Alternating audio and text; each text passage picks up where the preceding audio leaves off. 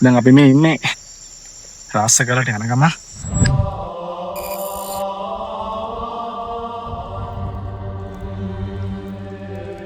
ඔයාලා අහලා තියෙනවද? යකඩ කම්හලක කමල් මහත්තුරු ගාව තියෙන කිනිහිරයක්. ඒ කිනිහිරේ හැඩයට පිහිටිච්ච ගලක් තියෙනවා කිව්වොත් කොහොමද? ඔව්.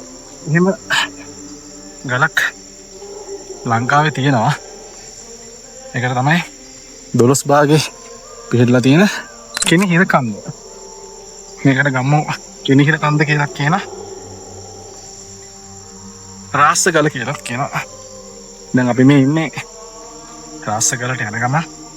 රාස්ස ගලට යන්න තියෙන අඩිපාරේ අන්තිම මීටර් 100 200 හරිය වලට පේනවා. ගමන් දෙන අඩිපාර නම් ලේසි නෑ. මේව තමයි යන්න තියෙන්නේ. අඩිපාර වුණාට දෙපැත්තේ තියෙන මාන පදුරු අනික චාක ඔක්කොම පාර වහගෙන ඉන්නේ. රයිට්. මේ තියෙන්නේ කිනිහිර ගලට යන පාර සහ අර පේන්නේ කිනිහිර ගල.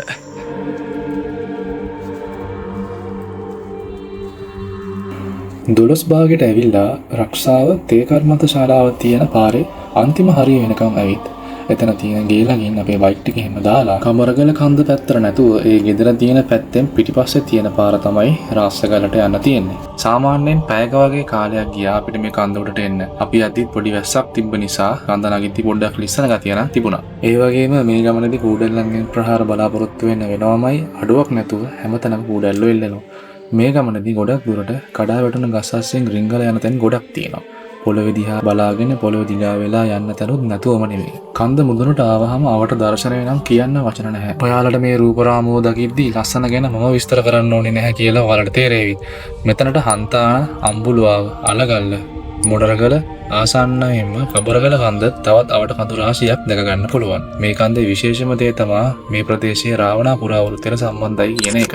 ජනප්‍රවාදවලට අනුව රාවණා රජතුමාගේ යකඩ වැඩපොළ තිබූ ස්ථානය මෙයයි කියලා හඳුන්වනවා. පසුව එය ගින්නකින් විනාශ වී මෙම ගල් පර්වතය නිර්මාණය වූ බවත් එම නිසා ඒ ගල් පර්වතයේ කිනිහිර කන්ද කිනිහිර ගල කියලා හඳුන්වනවා කියලත් ජනප්‍රවාදවල සඳහන් වෙනවා. මොනවා නමුත් අපිට ජනප්‍රවාදවල තියෙන දේවල් බැහැර කිරීමේ හැකියාවක් නැහැ. එහෙනම් අදට වීඩියෝ එක ඉවර කරනවා. ඔයාලත් මෙතනට එන්න බලාපොරොත්තුවෙන් ඉන්නවා නම් මෙතනට එන්න මේ දේවල් බලලා මතු පරපුරටත් මේ දේවල් පරිස්සම් කරලා යන්න අමතක කරන්න එපා. ඒ වගේම මේ වගේ වීඩියෝස් ඔයාලත් බලන්න කැමති නම් අමතක කරන්න එපා. මාව ෆලෝ කරගෙන යන්න. ඒ වගේම මේ වගේ වීඩියෝස් බලන තව කෙනෙක්ටත් මේවා ෂෙයා කරන්න අමතක කරන්න එපා. එහෙනම් මම අදට ගිහින් එන්නම්. මම හිමල් කරුණාරච්චි. හැමෝටම ජය.